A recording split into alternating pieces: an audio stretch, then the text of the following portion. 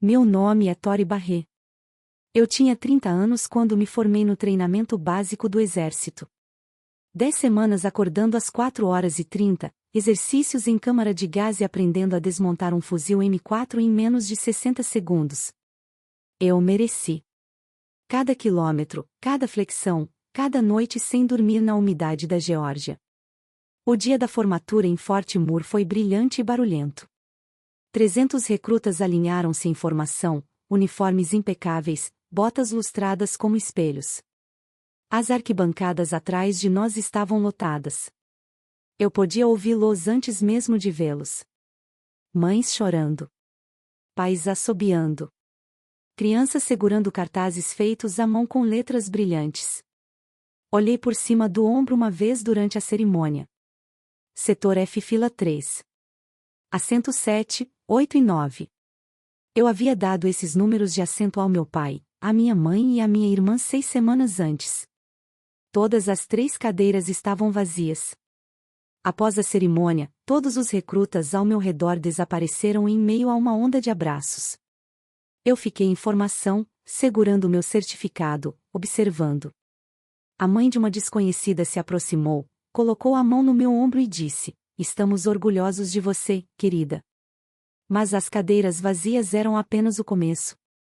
O que meu pai me mandou por mensagem 3 semanas depois, e o que aconteceu quando finalmente troquei as fechaduras, é aí que a história realmente começa. Bem-vindos de volta ao Histórias de Drama Tranquilo. Aqui compartilhamos histórias sobre traição familiar, força silenciosa e o momento em que alguém finalmente diz basta. Se esta história lhe parece familiar, deixe um comentário e não se esqueça de se inscrever. Deixe-me contar sobre a família Barré.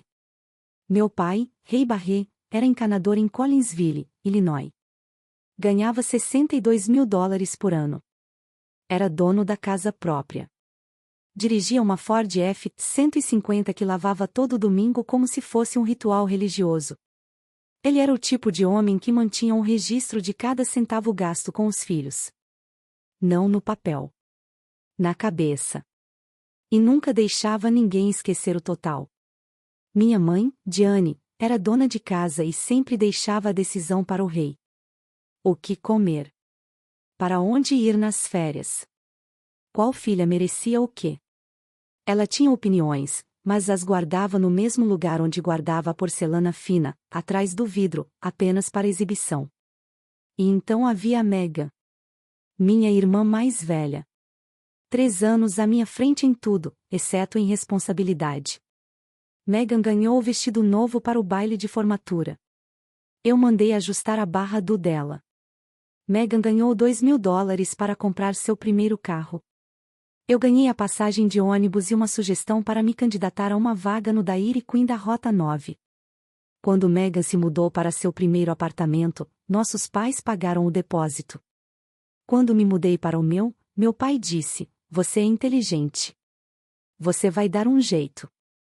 E eu dei um jeito. Todas as vezes.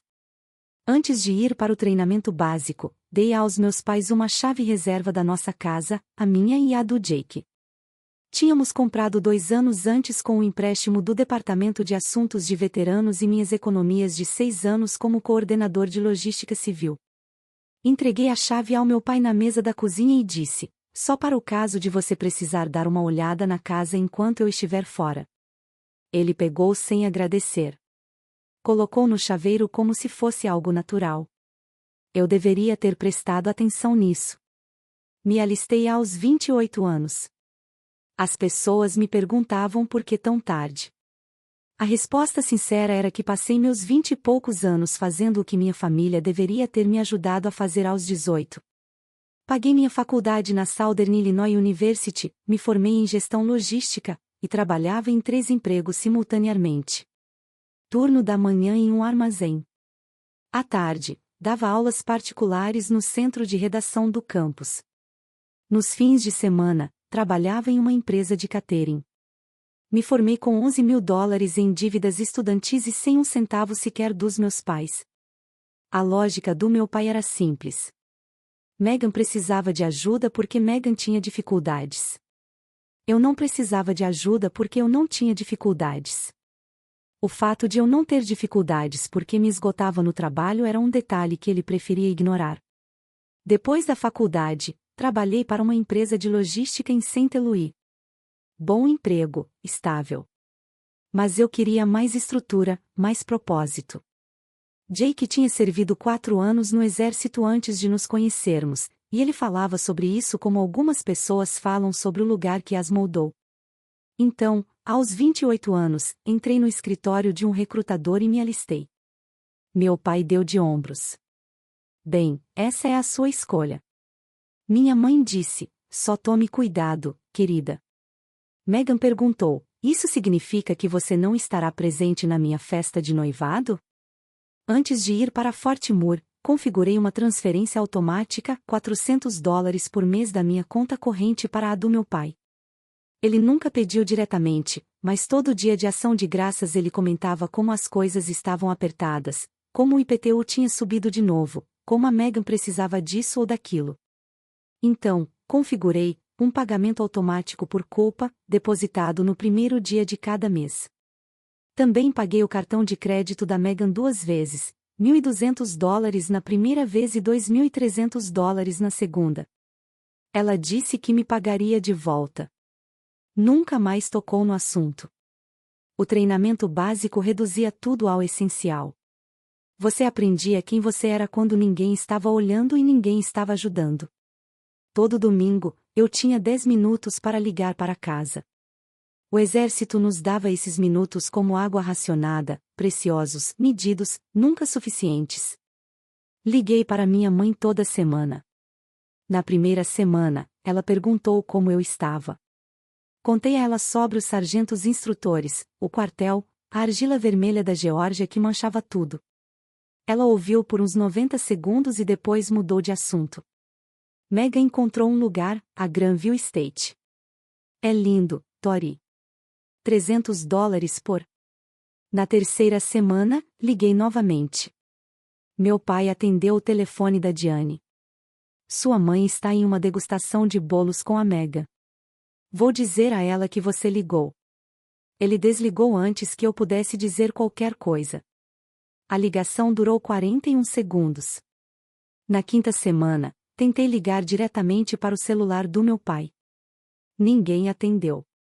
Tentei novamente no domingo seguinte. Ninguém atendeu. No domingo seguinte a esse, a mesma coisa. 3 semanas seguidas. Parei de ligar para ele. A única correspondência que recebi em Fort Moore foi do Jake. Um cartão postal com uma foto do nosso cachorro, Biscuit, sentado na varanda da frente. No verso, Jake escreveu, a casa está de pé. O cachorro está gordinho. Orgulhoso de você. Volte logo para casa.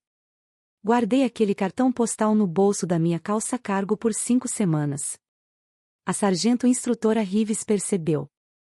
Ela era uma mulher compacta com uma voz que poderia descascar a tinta de um VEI. Certa manhã, durante a formação, ela me chamou de lado. Barré, o dia da família é semana que vem. Você vai levar alguém? Olhei-a nos olhos. Sim, sargento instrutora. Ela sustentou meu olhar por 2 segundos a mais do que o necessário. Ela sabia. Sargentos instrutores sempre sabem. Ela assentiu uma vez e se afastou. Eu havia mentido. Ninguém ia levar ninguém. O dia da família foi na véspera da formatura. A base abriu seus portões e as famílias invadiram como se uma represa tivesse se rompido. SUVs com adesivos nos para-choques, minivans com balões presos às antenas, avós em cadeiras de jardim, crianças pequenas com roupas combinando. Eu observei da janela do alojamento. 20 minutos depois, a sargento Rives me encontrou. Barré, venha comigo. Ela me levou através do campo de desfile até uma família reunida em torno de um recruta chamado Lewis. Sua mãe era uma mulher corpulenta, com uma risada alta e uma caixa térmica cheia de frango frito. Seu pai usava um boné de veterano. Sua irmãzinha não parava de pular nas costas de Lewis. Senhora Lewis, está é a especialista Barré. Ela bem que poderia fazer companhia hoje. A senhora Lewis não fez perguntas. Ela me puxou para um abraço que cheirava a pão de milho e disse: "Bem, sente-se, querida. Está com fome?" Comi frango frito com estranhos enquanto minha mãe experimentava chapéus para a mãe da noiva com a Megan em uma boutique em Edwardsville. Sei disso porque a Diane postou a foto no nosso grupo da família às 14h14 daquele dia. Ela estava sorrindo. Chapéu novo. A etiqueta ainda pendurada na aba. Na manhã seguinte, a formatura foi um turbilhão de discursos e saudações. Atravessei o palco, apertei a mão do comandante, recebi meu certificado e olhei para as arquibancadas mais uma vez. Setor F, fileira 3. 3 cadeiras vazias. Depois da cerimônia, olhei meu celular. Uma mensagem da minha mãe. "Desculpe, querida. Papai está ajudando a Megan com o depósito do local. Vamos comemorar quando você voltar para casa. Você entende, né? Você entende, não é?" 4 palavras que minha mãe usava como uma chave mestra. Elas destrancavam todas as portas pelas quais ela mesma não queria passar. Eu entendia perfeitamente. Jake estava me esperando no aeroporto Lambert com uma placa escrita à mão que dizia "Soldado Barret" e um sorriso que fez o terminal inteiro desaparecer por um segundo.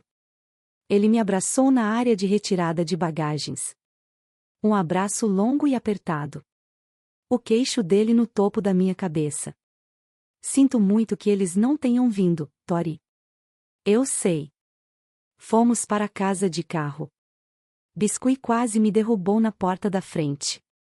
Desfiz minha mala, pendurei meu uniforme de gala no armário e fiquei sentado na cama por um longo tempo sem me mexer.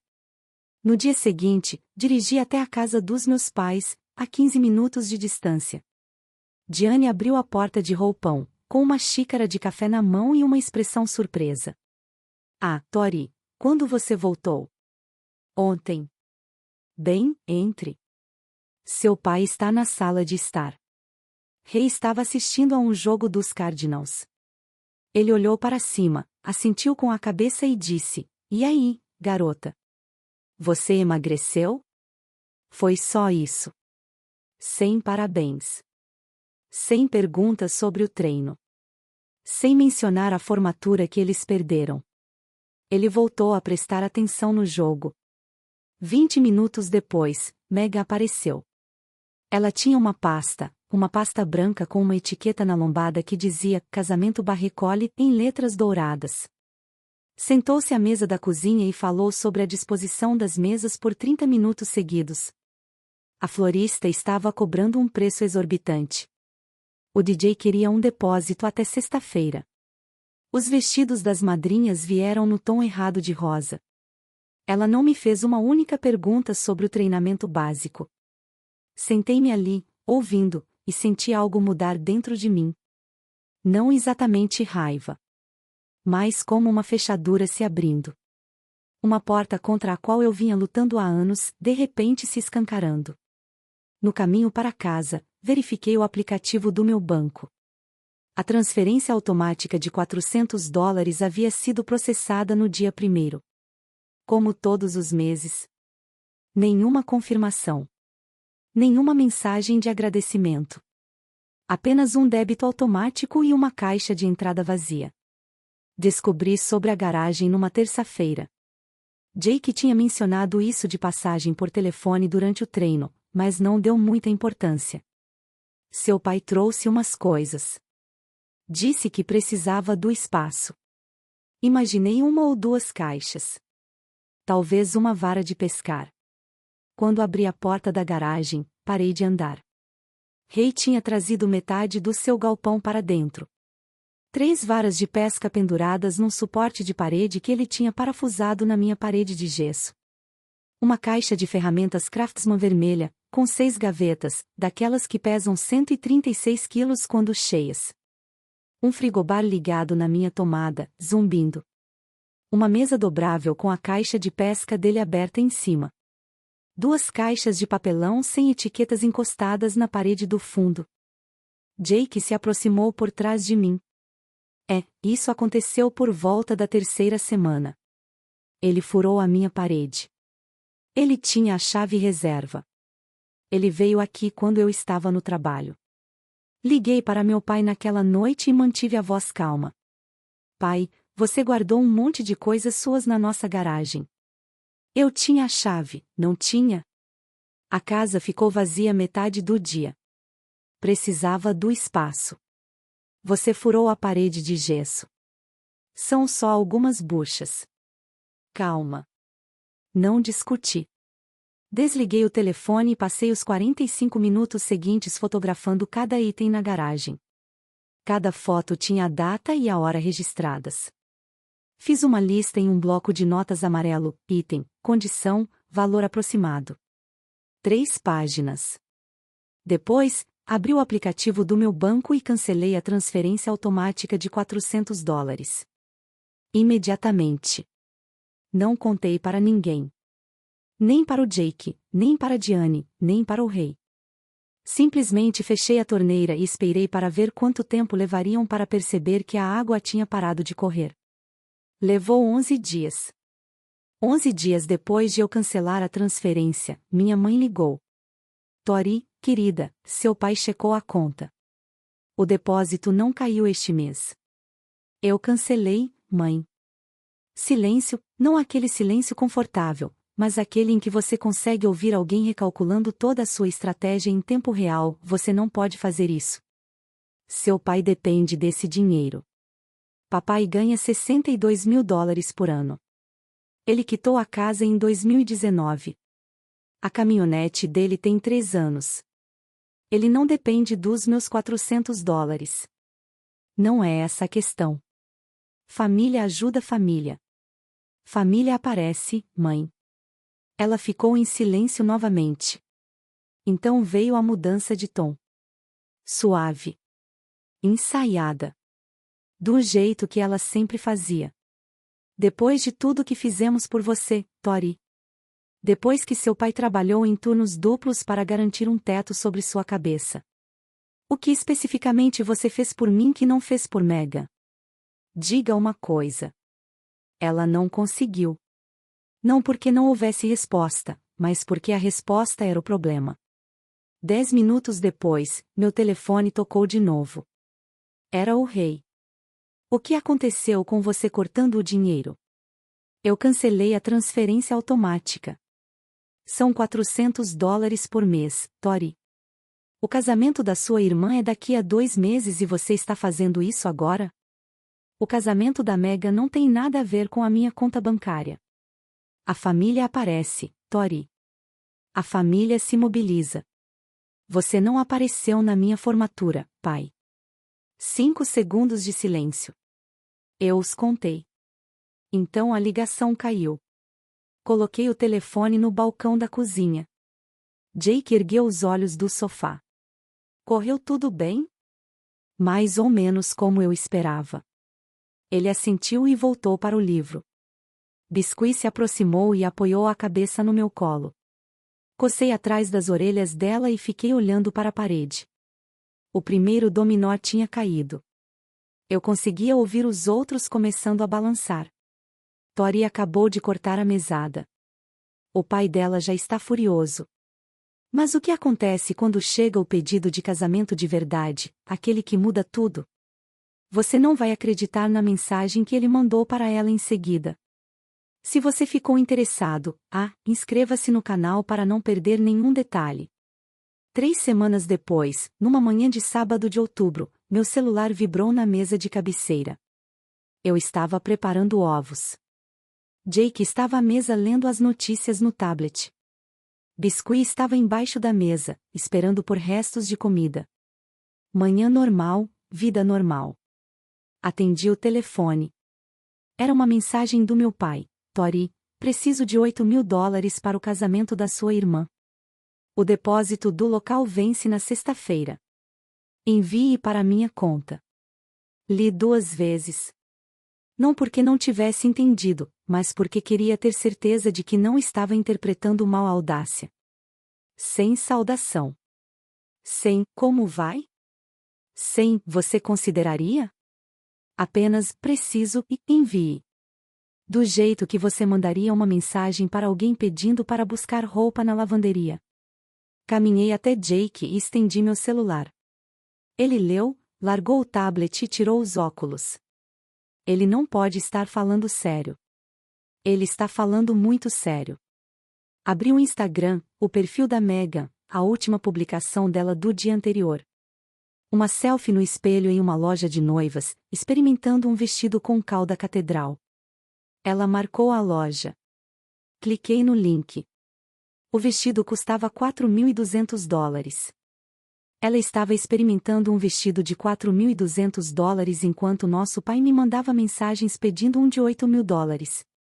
Coloquei meu celular com a tela virada para baixo na bancada, fui até o banheiro, liguei o chuveiro e fiquei debaixo d'água por 12 minutos. Eu não estava chorando. Eu estava calculando. $12.000 em transferências automáticas ao longo de 30 meses. $3.500 em resgates de cartão de crédito para Megan. $0 para minha faculdade. Nenhum familiar na minha formatura. E agora mais $8.000, entregues não como um pedido, mas como uma ordem. Fechei a torneira, sequei o rosto e me olhei no espelho. Eu sabia exatamente o que ia fazer. Jake ainda estava à mesa da cozinha quando saí. Ele tinha me servido uma xícara de café fresco. Não disse nada até que eu me sentasse. O que você quer fazer? Esse era o Jake, sem sermões, sem perguntas tendenciosas, apenas uma porta aberta. Deixe-me pensar em voz alta por um segundo. Ele assentiu. Nos últimos 2 anos e meio, enviei $12.000 para o meu pai por meio de transferências automáticas. Paguei o cartão de crédito da Megan 2 vezes, $1.200 e $2.300. Isso dá um total de $15.500. Ninguém nunca pediu para Megan contribuir com nada. Nem uma vez. Jake recostou-se. E agora ele quer mais 8. Não quer, precisa. Ele escreveu, eu preciso. Como se já estivesse decidido e eu fosse apenas o instrumento de entrega. O que você está pensando? Peguei meu celular, abri o aplicativo Venmo e olhei para a tela. Estou pensando em dar ao meu pai exatamente o que ele merece. Jake me observou por um instante. Então, o canto da sua boca se contraiu, não exatamente um sorriso, mas como reconhecimento. Ele já tinha me visto tomar decisões assim antes. Silenciosa. Definitiva. Sem volta. Tem certeza? Nunca tive tanta certeza de nada. Ele se levantou, caminhou até mim e beijou o topo da minha cabeça. Depois, voltou para o sofá e pegou seu livro. Essa era a questão com o Jake. Ele nunca me dizia o que fazer. Nunca me pressionava. Ele simplesmente perguntava o que eu queria e depois saía do meu caminho. Depois de uma vida inteira ouvindo pessoas me dizendo qual era o meu papel, o silêncio dele foi a demonstração de apoio mais forte que eu já havia conhecido. Olhei para a tela do Venmo. Meus polegares pairaram sobre o teclado. Digitei o valor, $8, exato. No campo de observações, escrevi 2 palavras, com os melhores votos. Meu polegar pairou sobre o botão verde de enviar por cerca de 10 segundos. Jake ergueu os olhos do livro. Não disse nada. Apenas arqueou as sobrancelhas. Apertei o botão de enviar. A confirmação apareceu. $8 enviados para Ribarré. Tudo de bom. Coloquei o telefone no balcão e voltei para o fogão. Os ovos estavam frios. Joguei-os no lixo e comecei uma nova fornada. 47 minutos de silêncio. Eu sei porque olhei para o relógio quando a primeira ligação chegou. Ligação perdida do meu pai. Depois outra. Depois uma terceira. Depois uma mensagem da minha mãe: ligue para o seu pai imediatamente. Depois Megan, uma mensagem, 7 palavras: você está falando sério, Tori? Não atendi a nenhuma das ligações. Desliguei o toque, guardei o telefone na gaveta da cozinha, ao lado dos cardápios e das pilhas descarregadas e fechei a porta. Jake e eu tomamos café da manhã, ovos mexidos, torradas e suco de laranja. Conversamos sobre a troca da torneira da cozinha e se a Biscuit precisava de uma consulta com o veterinário. Coisas normais, coisas tranquilas. Ao meio-dia, preparei espaguete para o jantar. Dourei a carne, deixei o molho apurar e coloquei na geladeira. Limpei a cozinha, lavei roupa e levei o Biscuit para passear ao redor do quarteirão. Em algum lugar do outro lado da cidade, minha família estava surtando por causa de $8. E eu estava dobrando toalhas. Foi a maior tranquilidade que senti em anos. Naquela noite, verifiquei o telefone. 11 chamadas perdidas, 6 mensagens de texto, um recado de voz do meu pai, que resumia tudo dizendo: "Você tem uma semana para resolver isso, ou pode esquecer que tem um pai." Guardei o telefone na gaveta. O grupo da família no WhatsApp explodiu naquela noite. Megan foi a primeira a atacar. Ela tirou um print do meu pagamento pelo Venmo, $8.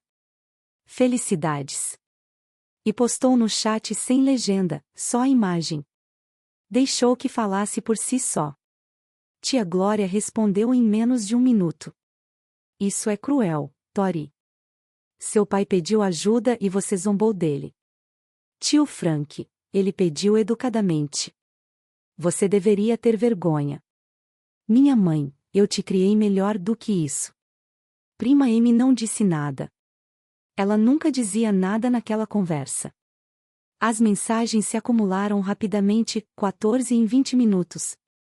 Cada uma delas uma variação do mesmo tema: eu era egoísta, eu era ingrato, eu estava destruindo a família.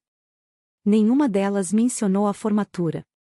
Nenhuma perguntou por que eu enviei $8 em vez de 8.000.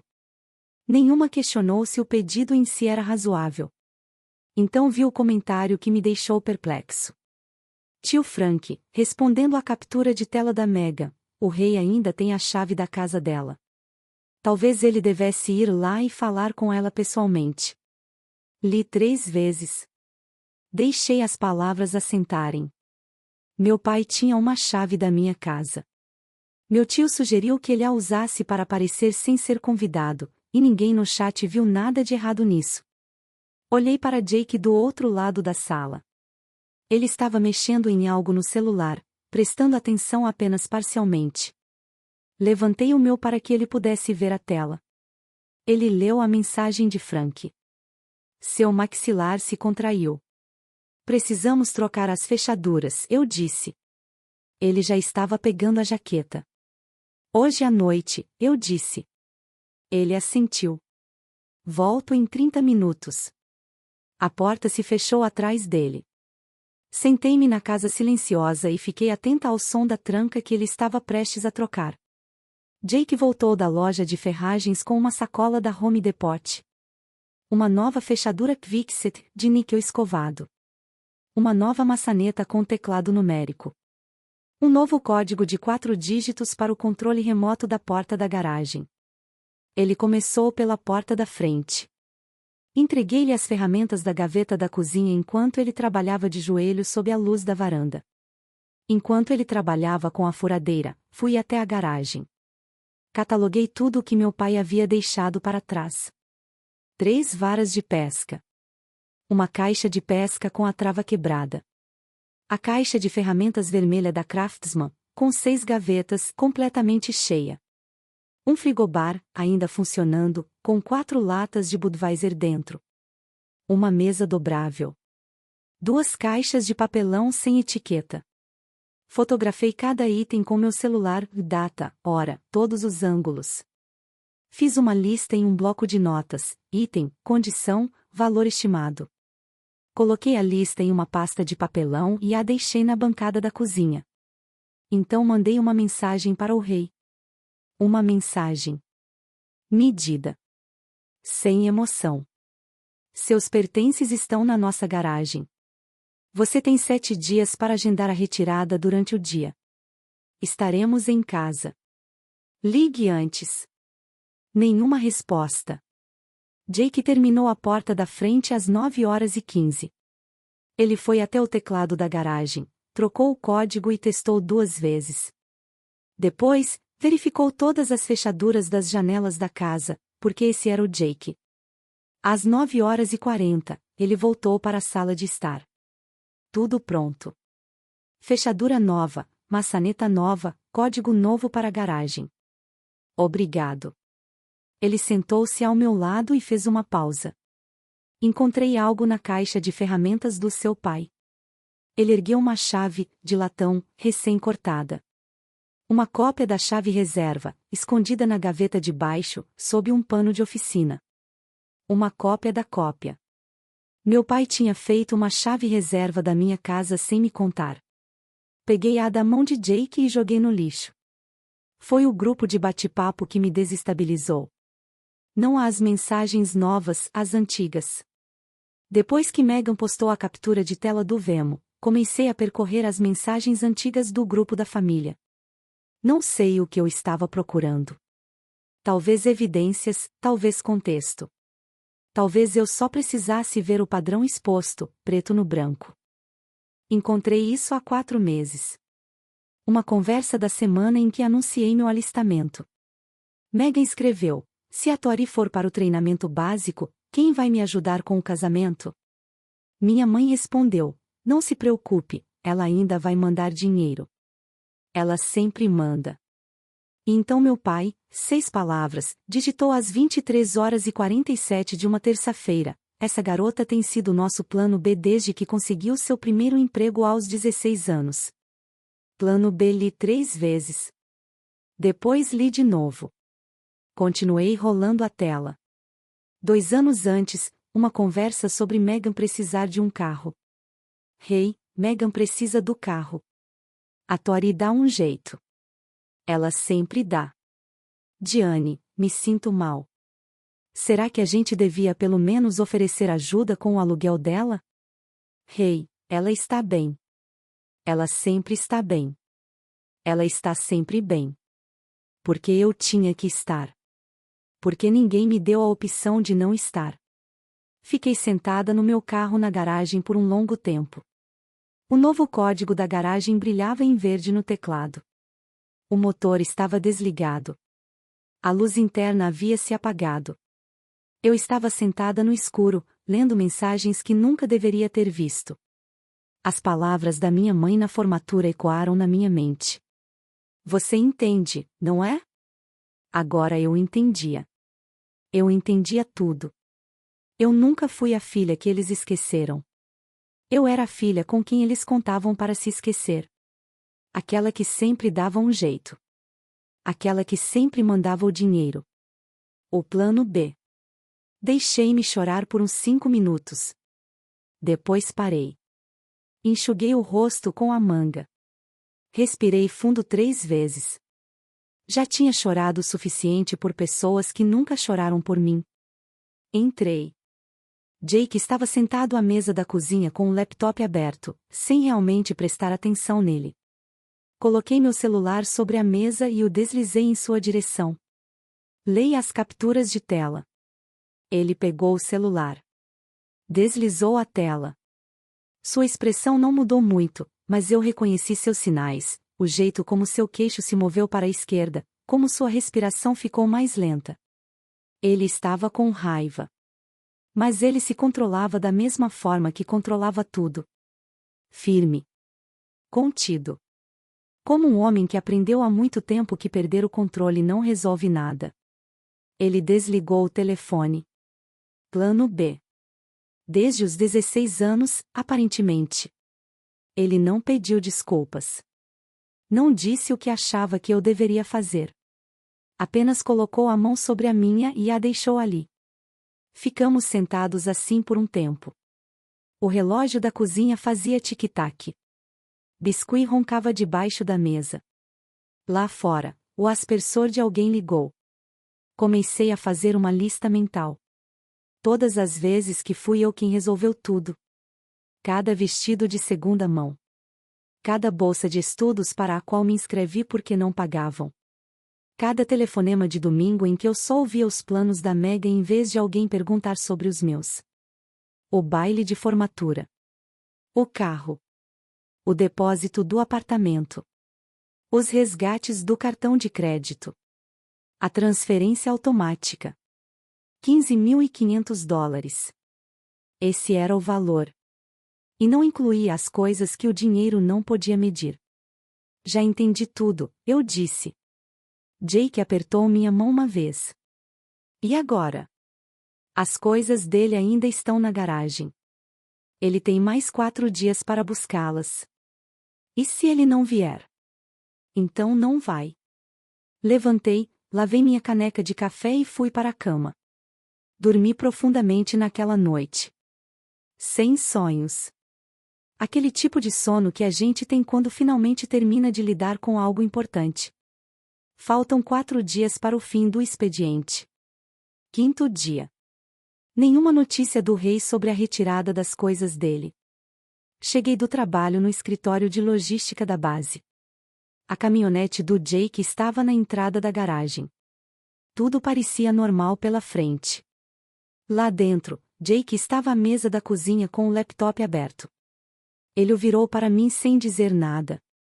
Imagens da campainha Ring, com data e hora marcadas para 14h17 daquele dia. A caminhonete do meu pai entrando na garagem. Rei saindo. Caminhando até a garagem. Digitando o código antigo no teclado. Errado. Tentando de novo. Errado. Uma terceira vez. Errado. Ele foi até a porta da frente, inseriu a chave antiga, girou. Nada. A tranca emperrou. Ele deu um passo para trás e olhou para a porta como se ela o tivesse insultado pessoalmente. Então, ele voltou para a garagem e chutou a porta, um chute forte bem na base. A câmera captou o impacto e a marca que sua bota deixou na pintura branca. Ele ficou parado na entrada da garagem por 20 minutos. Simplesmente ficou lá parado. Depois, entrou na caminhonete e foi embora. 20 minutos depois, uma mensagem de rei: abra a porta, Tori. Isso é ridículo. Eu só quero minhas coisas. Respondi. Enviei uma mensagem com o procedimento de retirada. Ligue antes. Estaremos em casa. Durante o dia. Rei, não preciso de permissão para ir à casa da minha filha. Esta não é a sua casa, pai. 3 pontos apareceram e desapareceram. Depois, nada. Naquela noite, Jake fotografou a marca de arranhão na porta da garagem e a adicionou à pasta de papelão, data, hora, descrição. Eu não estava coletando provas porque esperava uma briga. Eu estava coletando provas porque aprendi, com 10 semanas de treinamento no exército e 30 anos sendo o plano B da Barré, que a melhor proteção é aquela que você espera nunca precisar usar. 6º dia. Minha mãe apareceu em Fort Scott, a base militar onde eu trabalhava. Ela não conseguiu passar pelo portão. Visitantes civis precisavam de um patrocinador militar, e Diane Barré não tinha um. Então ela estacionou no estacionamento de visitantes e ligou para o meu celular. Tori, estou no portão. Você pode vir aqui? Saí para o estacionamento vestindo meu uniforme de serviço. Diane estava encostada em seu canri, braços cruzados, olhos vermelhos. Seu pai não consegue dormir, disse ela antes que eu chegasse ao carro. Ele mal está comendo. Você está destruindo esta família. Ele a destruiu quando faltou à minha formatura para ir comprar vestido com a Megan. Isso não é justo. A Megan precisava de mim naquele dia. Eu também precisava de você, mãe. Eu fiquei em pé na frente de 300 soldados sem ninguém na minha seção. A mãe de uma desconhecida me abraçou e disse que estava orgulhosa de mim. O lábio de Diane tremeu. Por um segundo, pensei que ela pudesse realmente me ouvir. Então o tremor se transformou em algo mais. Se você não der o dinheiro ao seu pai, ele vai levar para o lado pessoal. Você sabe como ele é. Ali estava.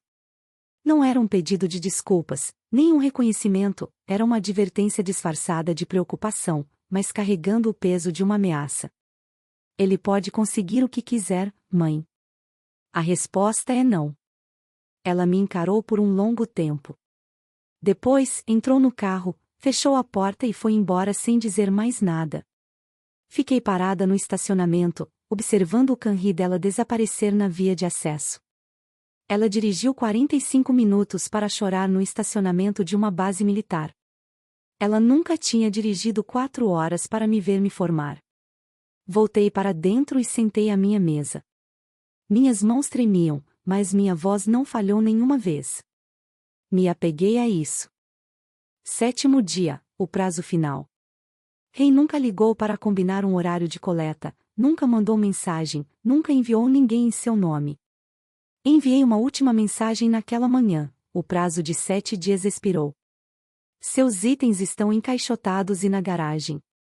Você pode agendar uma coleta supervisionada neste fim de semana. Depois de domingo, doarei o que sobrar. A resposta dele chegou em menos de 2 minutos. Você não pode jogar fora o que é meu. Isso é roubo. Mostrei a mensagem para Jake. Ele balançou a cabeça. Não é roubo se demos a ele uma semana e documentamos tudo. Eu sabia disso, mas também sabia que meu pai não estava usando um argumento legal. Ele estava fazendo uma demonstração de poder, a mesma tática que usava desde que eu tinha 16 anos. Declarar propriedade sobre algo que não lhe pertencia e desafiar alguém a contestar. Naquela tarde, organizei a documentação mais uma vez. Cada mensagem de texto impressa e datada. As gravações da campainha Ring salvas em um pendrive. Fotografias de cada item com data e hora registradas. O bloco de notas amarelo com a lista detalhada. A foto da marca de arranhão. Minha mensagem original estabelecendo o prazo de 7 dias. A falta de resposta dele. Coloquei tudo na pasta de papelão e a deixei sobre a mesa da cozinha. Jake olhou para o documento. É completo. O exército me ensinou muita coisa. Como marchar, como me qualificar em um estande de tiro, como arrumar uma mochila para uma caminhada de 19 quilômetros. Mas o que me salvou foi algo que um sargento de suprimentos me disse no meu 3º dia. O quê? Se não está documentado, não aconteceu. Jake assentiu. Tudo aconteceu, eu disse. E tenho o papel para provar. Na manhã de sábado, Jake e eu estávamos em casa. A casa estava limpa. A pasta estava sobre a mesa. A nova fechadura estava trancada. A campainha tocou às 9h15. Tori deu 7 dias ao pai. Ele não recolheu nada. Agora o prazo expirou e ele está dizendo que foi roubo. Mas o que acontece quando a campainha toca no sábado de manhã? É nesse momento que tudo muda. Continue comigo. A coisa vai ficar séria. Abri a porta da frente. Meu pai estava na varanda, de botas de trabalho e camisa de flanela.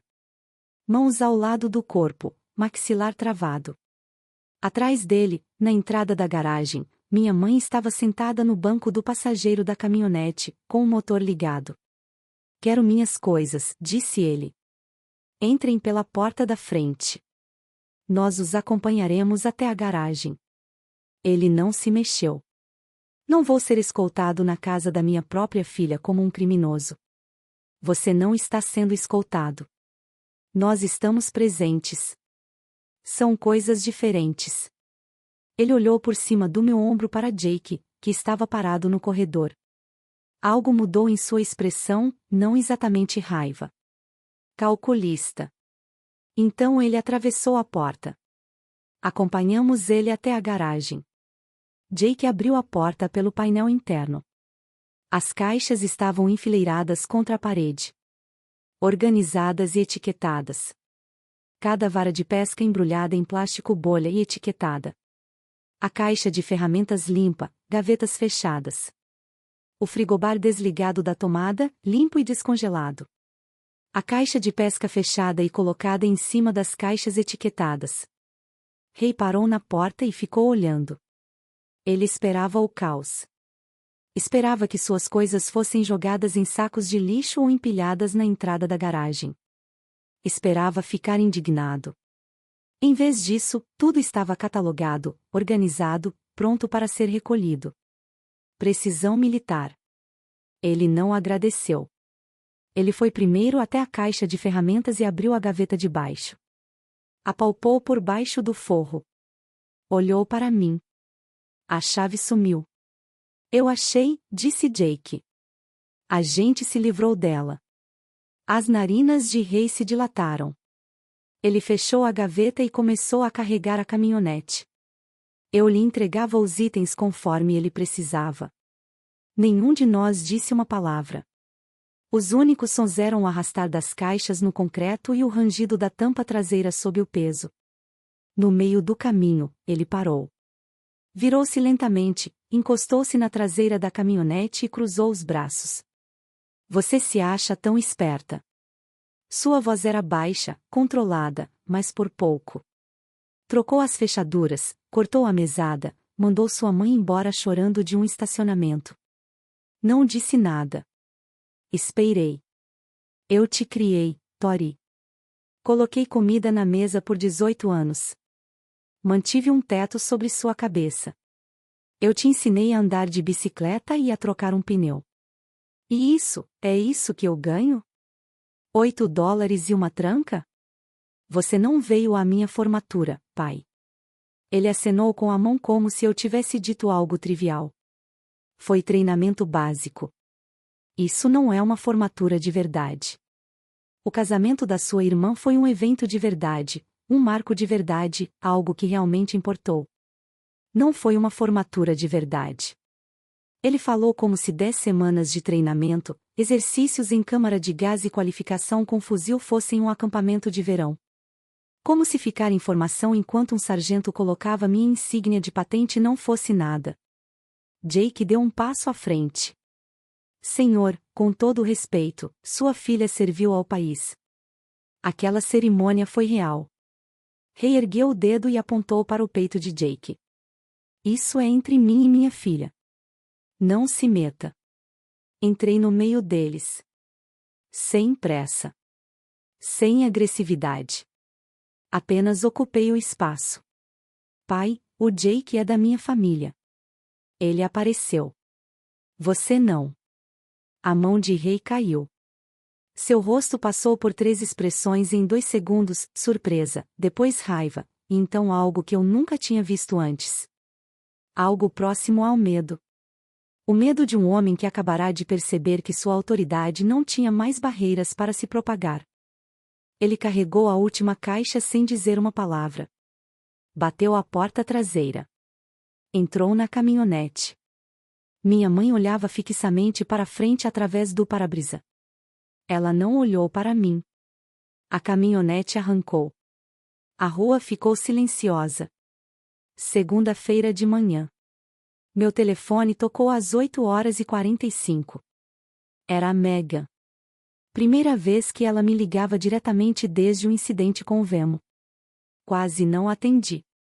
Mas algo me disse para ouvir o que ela tinha preparado. Olha. Sua voz era pausada, ensaiada. Eu sei que as coisas estão tensas entre você e o papai. Mas esse casamento é muito importante para mim. Podemos resolver essa questão do dinheiro?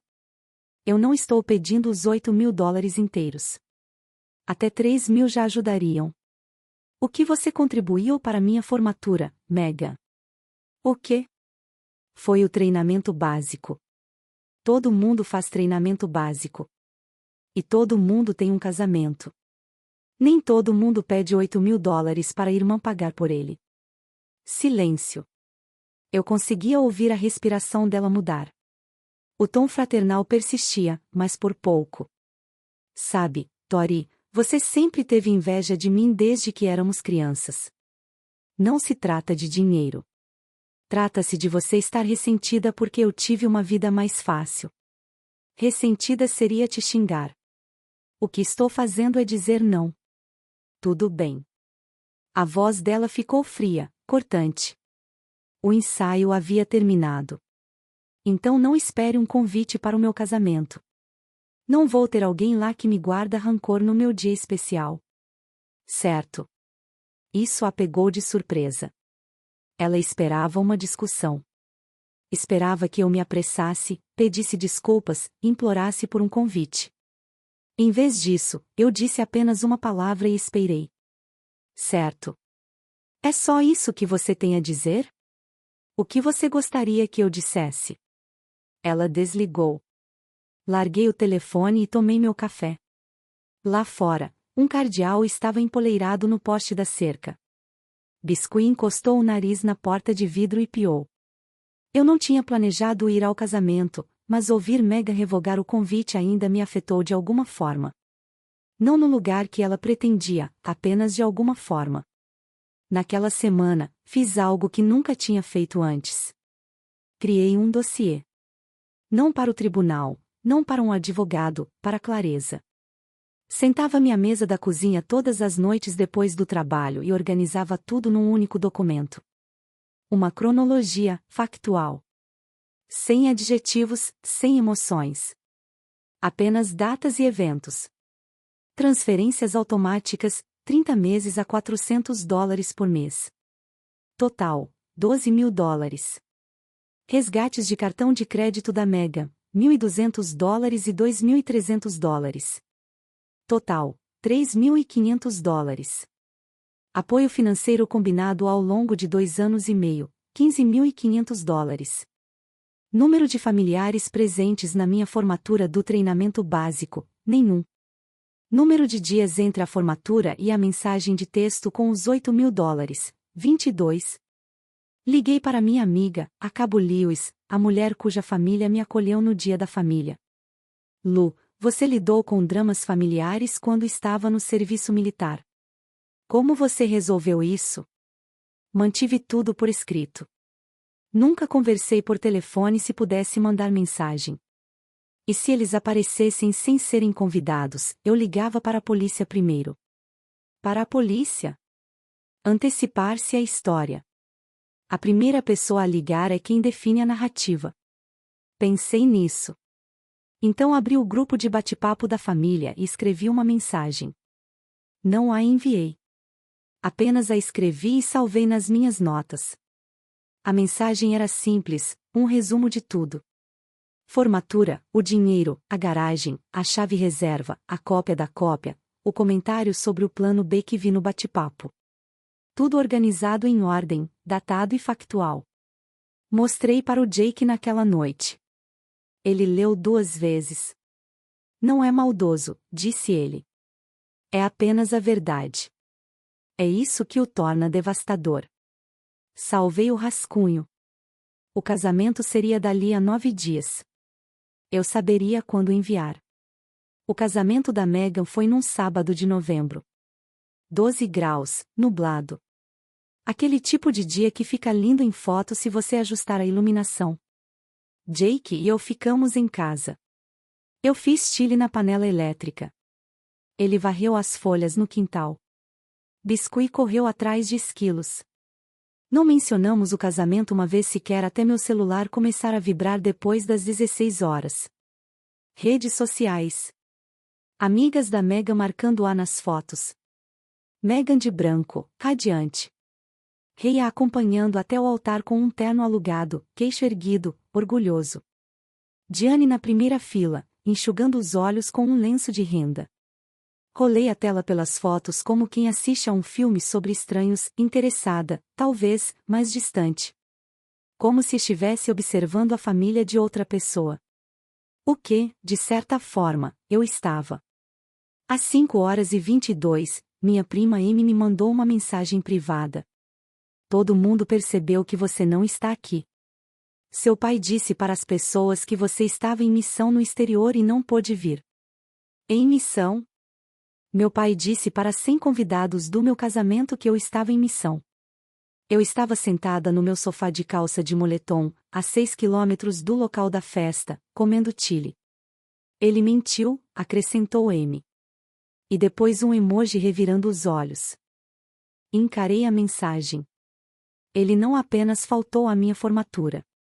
Ele apagou minha ausência da própria narrativa, transformou-se no orgulhoso pai militar cuja filha estava no exterior, em vez do homem cuja filha parou de atender suas ligações.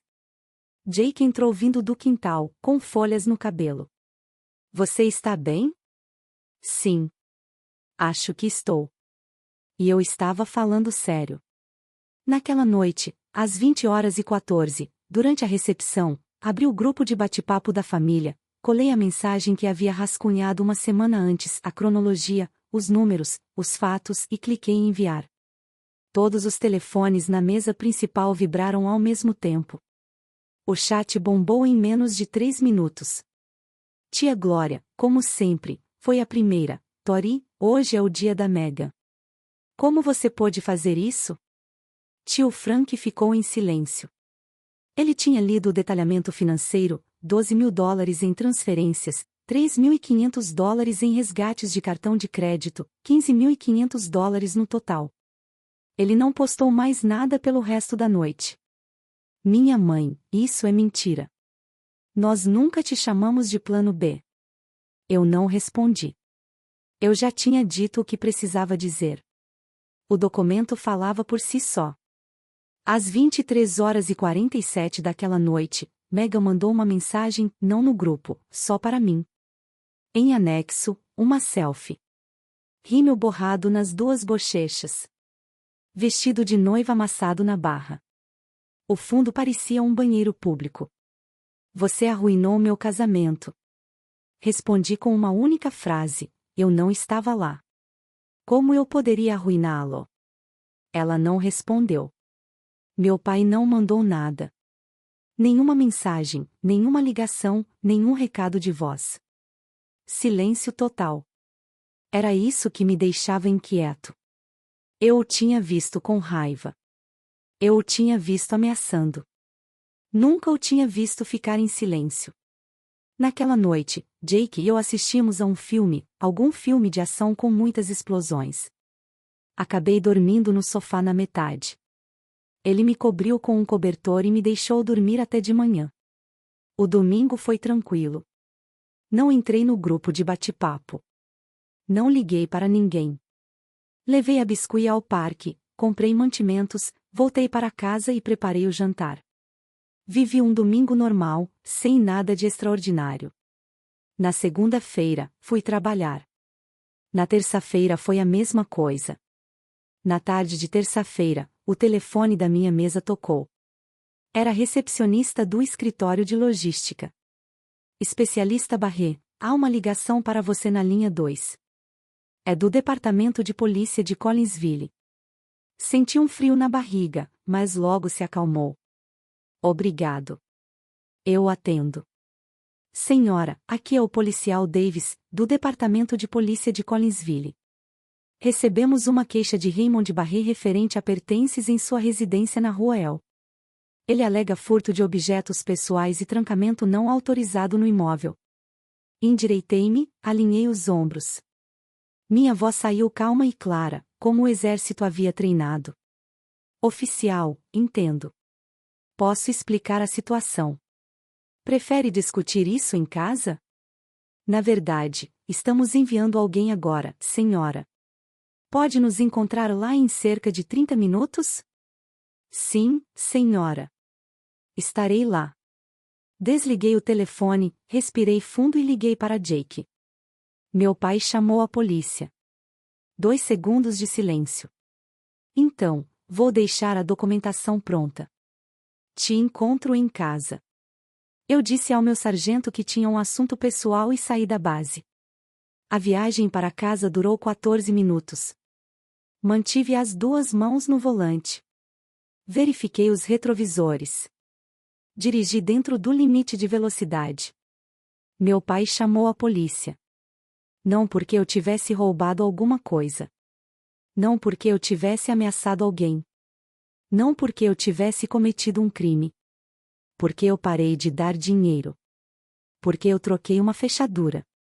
Porque eu enviei $8 em vez de 8.000 e contei a verdade em um grupo de bate-papo. Ele já tinha usado todas as armas do seu arsenal: culpa, pressão familiar, as lágrimas da minha mãe, o ultimato da minha irmã, a chave reserva, a garagem, a ameaça de me deserdar. Nada funcionou. Então ele chamou a polícia. A carta na manga. Cheguei na garagem às 3h42. Havia uma viatura policial estacionada em frente à casa.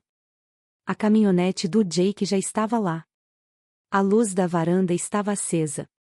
Desliguei o motor. Me recompus.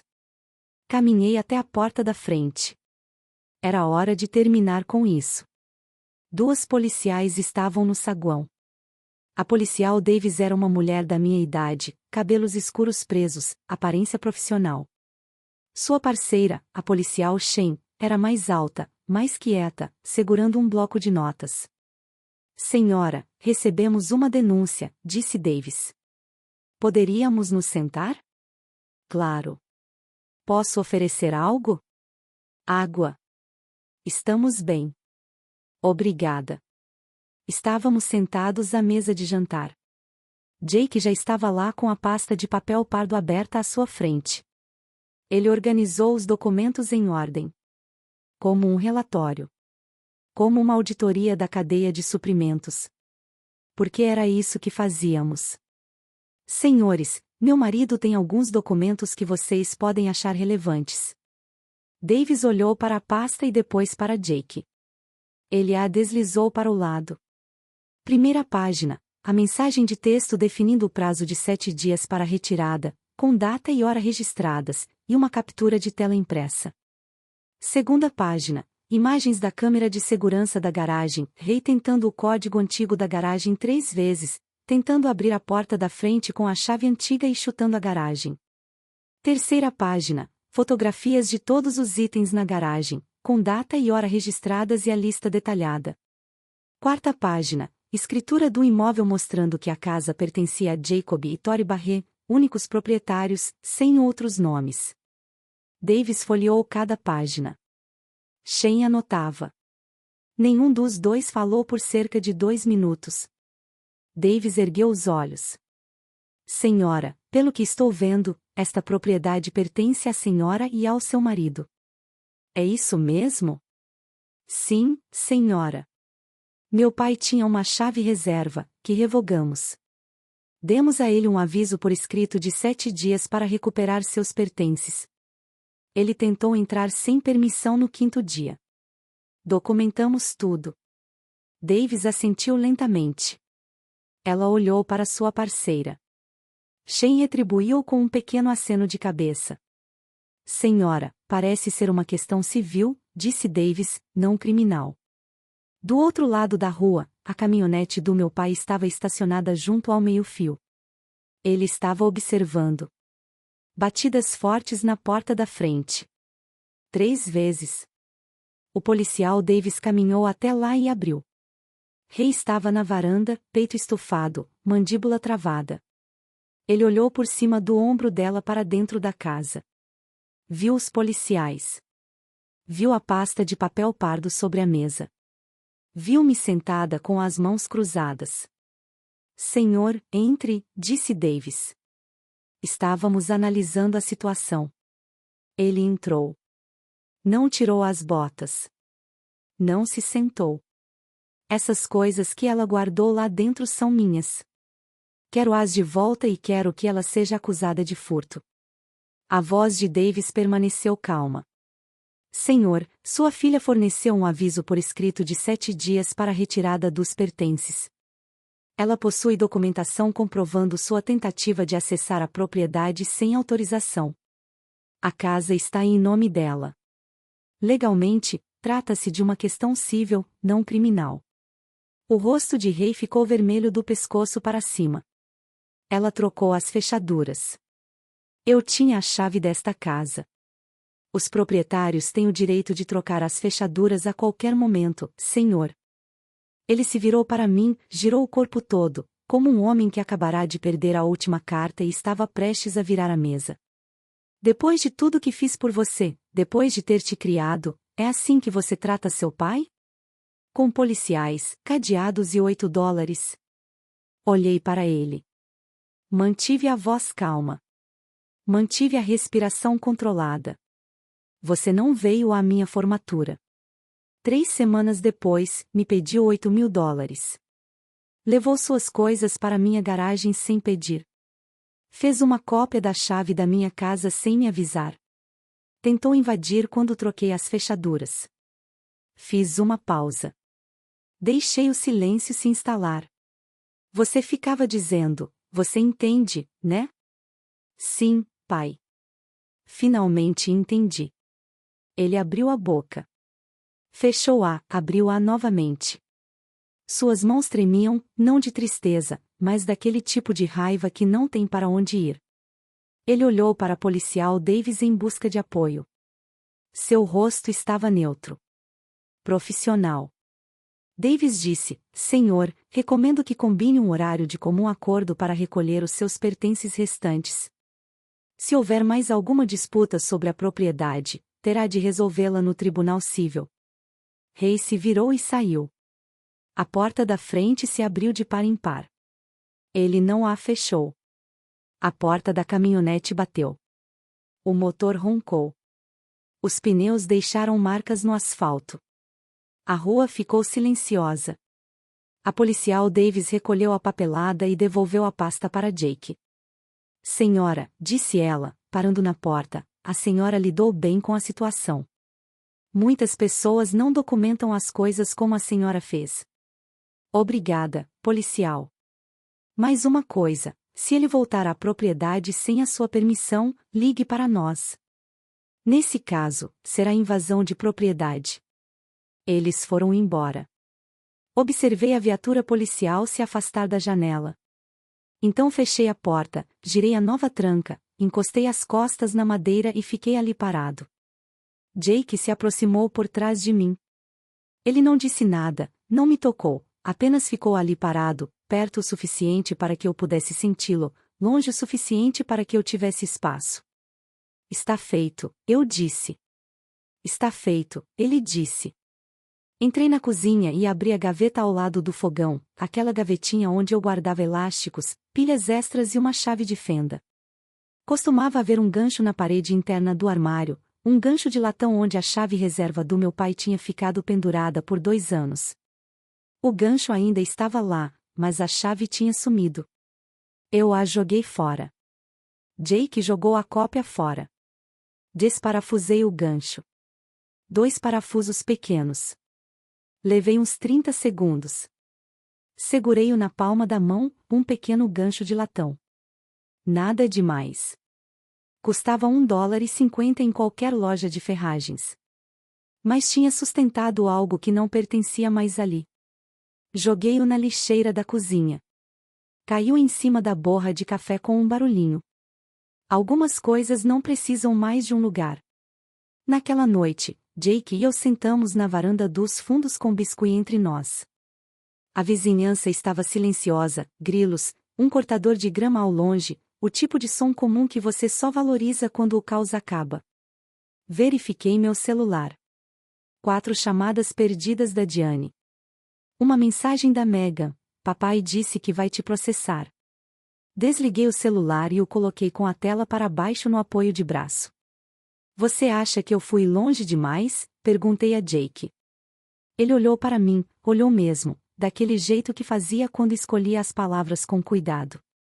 Você mandou uma mensagem em grupo com os fatos. Você trocou as fechaduras. Você cooperou totalmente com a polícia. Onde, exatamente, você está indo longe demais? Recostei-me e pensei na Sargento Rives, no jeito como ela me acompanhou pelo campo de desfile e me entregou à família de um estranho, porque ela conseguia ver o que a minha família se recusava a ser. A família aparece, eu disse baixinho, quase para mim mesma. Jake assentiu.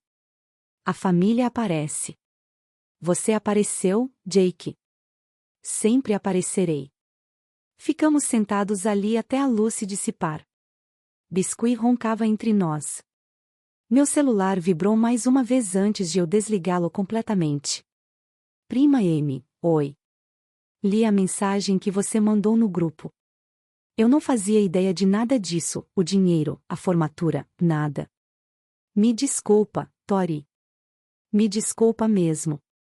Respondi, obrigada, M. Isso significa muito mais do que você imagina. E significava mesmo. 3 semanas depois da polícia ter vindo à minha casa, doei os pertences restantes do meu pai para Goldville. Ele nunca ligou para combinar a coleta, nunca mandou ninguém, nunca entrou com o processo sobre o qual Mega me alertou. Apenas silêncio. O silêncio mais ensurdecedor que já ouvi de Rei Barré. A caixa de ferramentas Craftsman foi a primeira coisa a ser doada, depois as varas de pesca, a caixa de apetrechos, a mesa dobrável e as 2 caixas sem etiqueta. Uma delas estava cheia de revistas antigas de caça. A outra continha um conjunto de brocas e uma foto emoldurada de Rei aos 25 anos, ao lado do próprio pai, nenhum dos dois sorrindo. Olhei para aquela foto por um longo tempo antes de colocá-la na pilha de doações. Minha mãe mandou uma carta. Carta física. 2 páginas, escritas à mão em papel timbrado com rosas nas bordas. A primeira página era sobre culpa. A segunda, um ultimato. Quando você estiver pronta para se desculpar, estaremos aqui. Eu não respondi. Na semana seguinte, minha prima me ligou. Ela me contou algo que me marcou. Na recepção do casamento, depois que todos leram sua mensagem, seu pai ficou sentado sozinho na mesa 4 por uns 20 minutos. Só ficou lá olhando para o celular. Não falou com ninguém. Não comeu nada. Aí ele se levantou, foi até o microfone e fez o brinde como se nada tivesse acontecido. Ela fez uma pausa. Ele parecia velho, Tori. Muito velho. Não senti satisfação quando ela disse isso. Não senti vingança. Senti algo menor e mais pesado, como uma porta se fechando sobre um quarto onde eu costumava morar. Naquele mês, me matriculei em um MBA online. A primeira aula começou em janeiro, com as despesas cobertas pelo GI-Bill. Não liguei para casa. Casa não me ligou. Pela primeira vez em 30 anos, o silêncio não me assustou. Parecia o início de algo que eu esperava a vida toda para começar. As pessoas vão te chamar de egoísta por impor limites. Vão dizer que você é frio, ingrato, sem coração. Mas eis o que aprendi naquela fila da formatura, sem ninguém da minha turma: as pessoas que te amam não te fazem merecer esse amor. Elas simplesmente estão presentes. Estão presentes mesmo quando isso lhes custa algo. E se elas não estiverem presentes para você, você tem todo o direito de parar de estar presente para elas. Isso não é crueldade. Isso não é vingança. Isso é simplesmente decidir que a sua paz importa mais do que o conforto delas. Essa é a minha história. 3 cadeiras vazias, um pagamento de $8 pelo Venmo e um conjunto de fechaduras que mudou tudo. Se isso te lembrou que a sua paz importa mais do que a aprovação dos outros, compartilhe com alguém que precisa ouvir isso. Inscreva-se e nos vemos no próximo vídeo.